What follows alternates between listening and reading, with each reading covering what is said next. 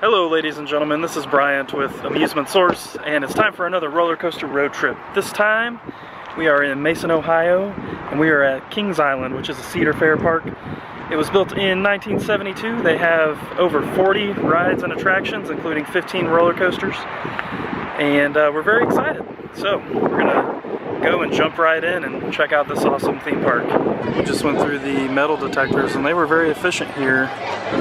And just to give you guys kind of a swipe around of where their ticket booth is to purchase season passes and tickets. And they have group sales, ticket services, and lost and found over here. So cute little layout here out front. As you can see, there's the Eiffel Tower back there.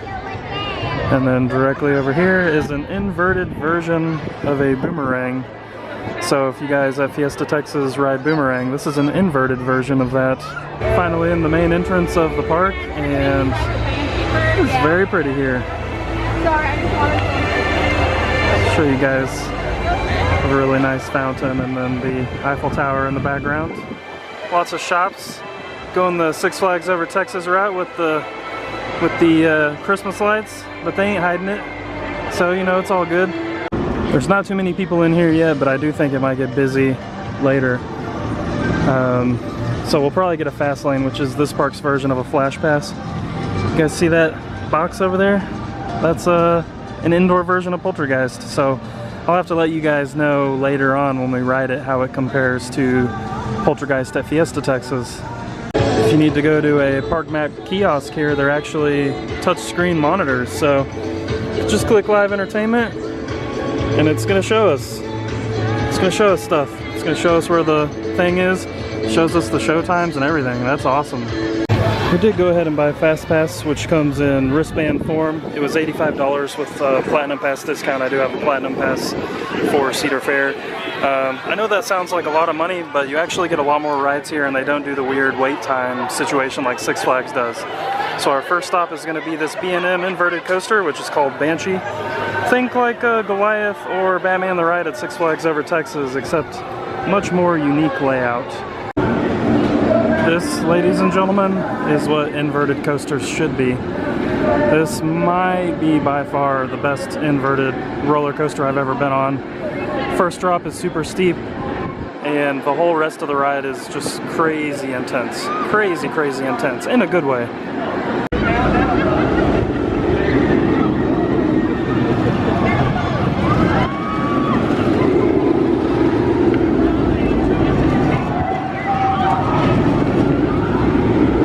Next up, we're going to ride the Bat. Can't really show you the ride from here.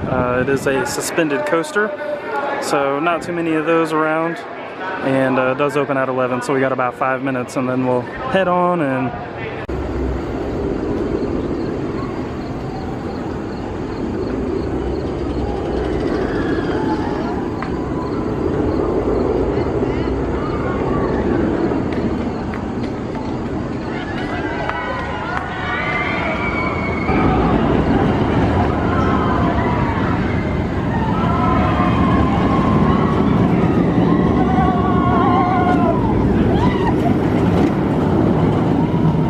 waiting on a little bit of rain to clear, but here is their B&M Hypercoaster Diamondback.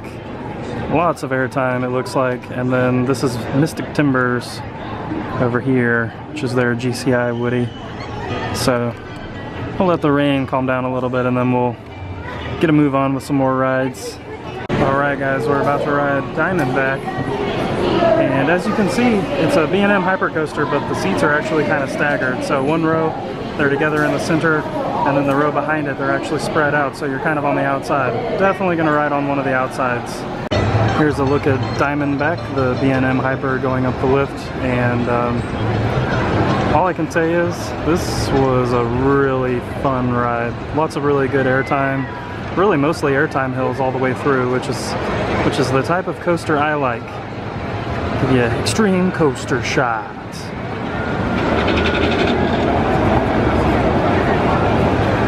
Just taking a stroll through Camp Snoopy. This is part of the park's award-winning kiddie area. They've won many years worth of amusement industry awards. And they also have this awesome log flume over here, which we might ride later.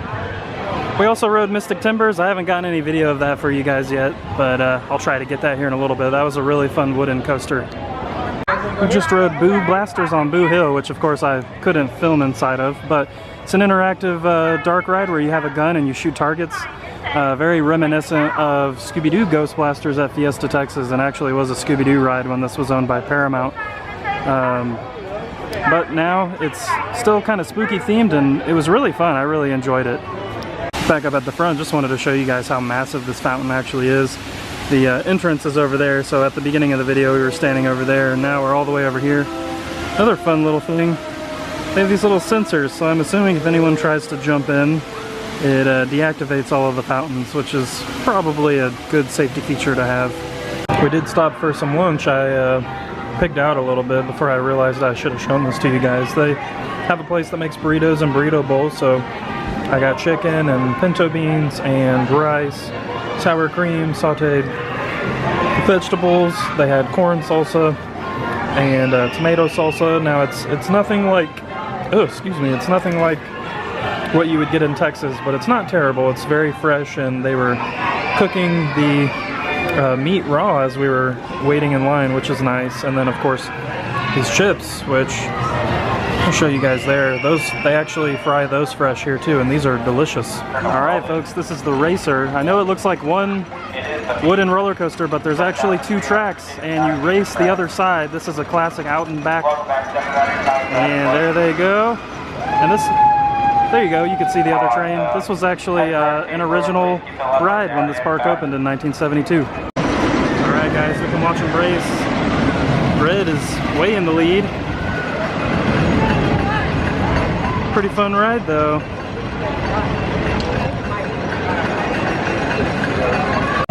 You remember how I told you guys about Poltergeist in a box?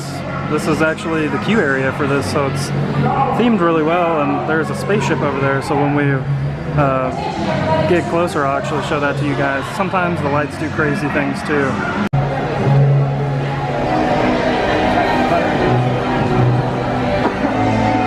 Yeah, just go back like that.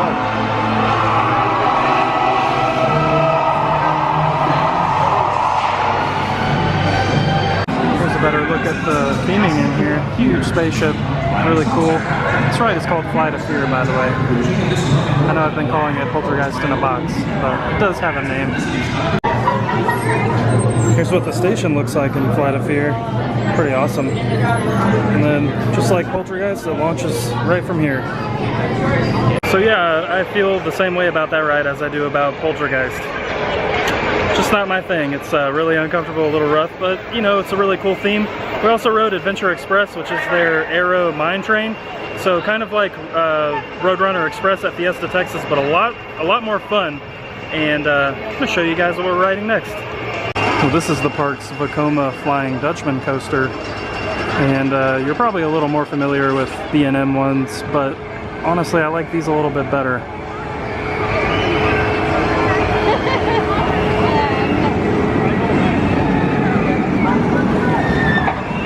Let's go ride it. Show off some of the nice landscaping to you guys. So that flying coaster was called Firehawk. I've done better things in my life, but it wasn't awful. We're gonna do Vortex next, which is that guy over there. And if the last ride didn't do me in, this one looks like it could, so we'll see. There goes Vortex, and right about now is when everyone on there regrets what they're doing with their life, because that was incredibly uncomfortable. But somehow the loops were the most pleasant part of this ride. And I thought some of you guys might enjoy the fact that I'm standing in front of a troika. Look familiar to anybody? Here is the Backlot Stunt coaster, which is actually another linear induction motor launch. And as you can see, quite an intense upward helix. It was an okay ride. It's very creative. There's a lot of cool little effects happening. But it's, you know, a lot like the other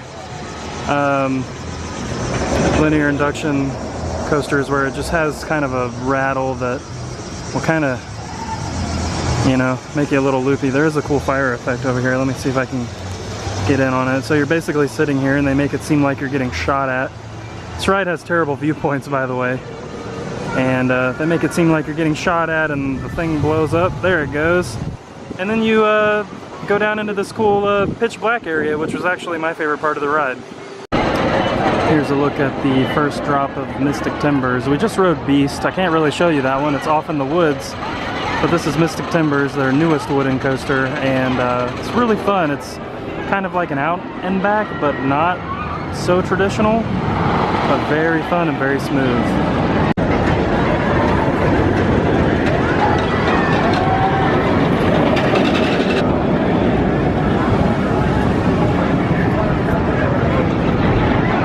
Don't ride the log ride unless you want to be soaking wet.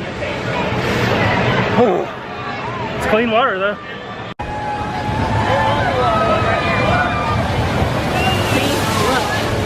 They're going down now. They're going around. Got some Snoopy meet and greets out here. Pretty awesome.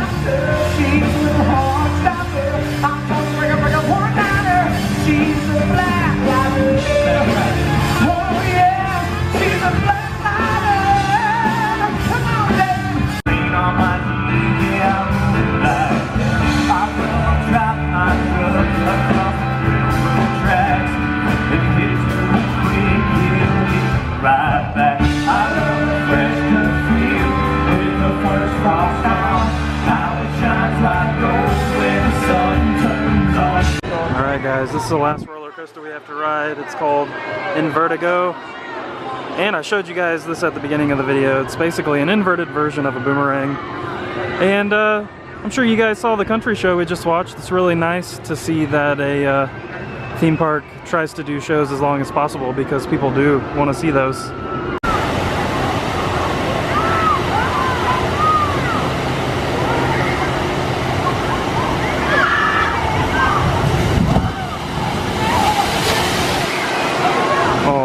Poor bridge barely got wet.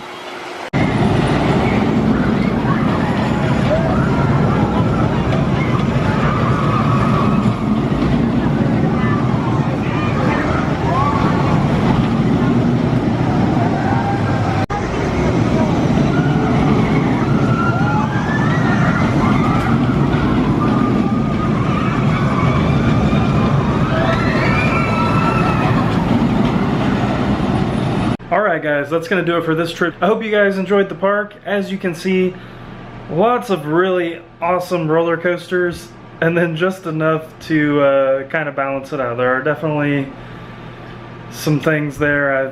Vortex might be the worst roller coaster I've ever ridden. Just an opinion. Just an opinion. Nobody go crazy. But I did want to show you guys an awesome souvenir that I got, so I'm going to show you that right now.